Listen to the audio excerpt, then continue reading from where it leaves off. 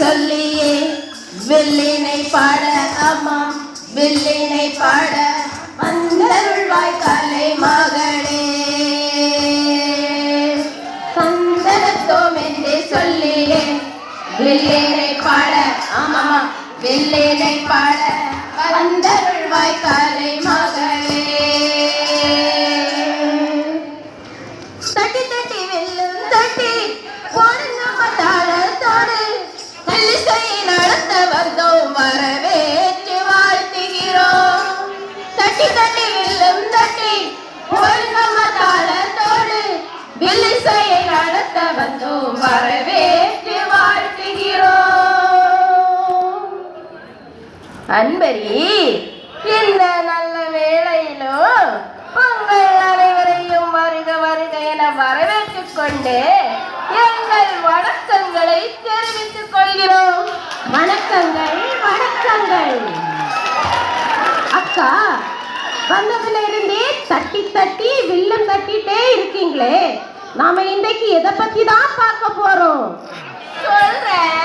சொல்றேன் இன்றைக்கு நம்ம பிள்ளைகள் முகம் ஏன் ஜொலிப்பாக இருக்கு தெரியுமா? ஆமாக்கா, நான் வந்ததுல இருந்தே பார்க்கிறேன். நம்ம குழந்தைகள் இன்னைக்கு ரொம்ப சந்தோஷமாகத்தான் இருக்காங்க.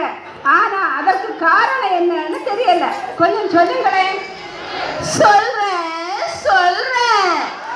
நம்ம எல்லாருடைய பிறந்த நாளை நாம் தனித்தனியாக சந்தோஷமாக கொண்டாடுவோம். ஆமா ஆமாம். ஆனா இந்த உலகமே சேர்ந்து ஒரு தலைவருடைய பிறந்த நாளை இன்றைக்கு குழந்தைகள் தினமாக கொண்டாடி வருகிறது. ஓ சூப்பர் அக்கா, சூப்பர்.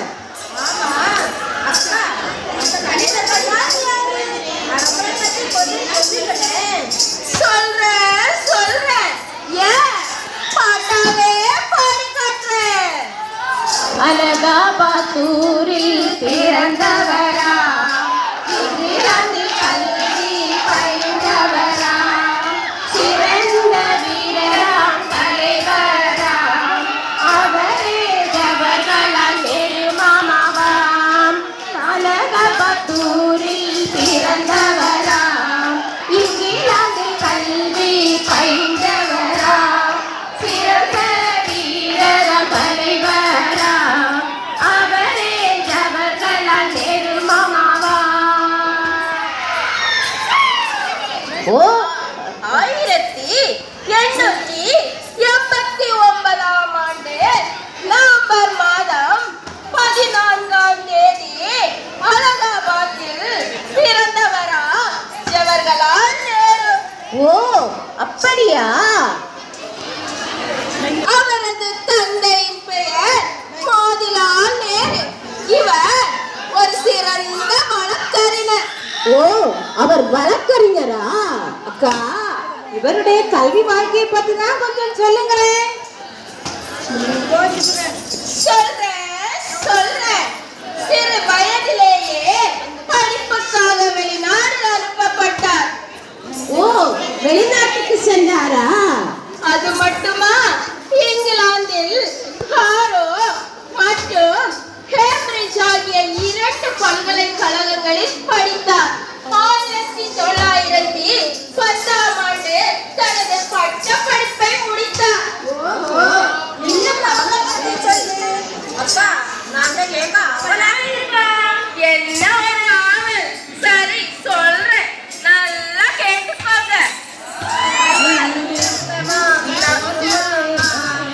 ஆசியாவின் ஜோதி நேரு மாமா, குழந்தைகளின் தங்க நம்ம நேரு மாமா, ஆசியாவின் ஜோதி நம்ம நேரு மாமா. நேரு படிப்பில் சராசரி பையனாக இருந்ததால் சட்டத்தில் அதிக ஆர்வம் காட்டவில்லை. அவருக்கு அரசியலில் ஆர்வம் இருந்தது. ஓ அப்படியா? ஆமா. பின்னர் வழக்கறிஞரான அவர் அலகாபாத் உயர் நீதிமன்றத்தில் வழக்கறிஞராக பணியாற்றினார். 24ஆம் வயதில் ஸ்ரீமதியை திருமணம் செய்து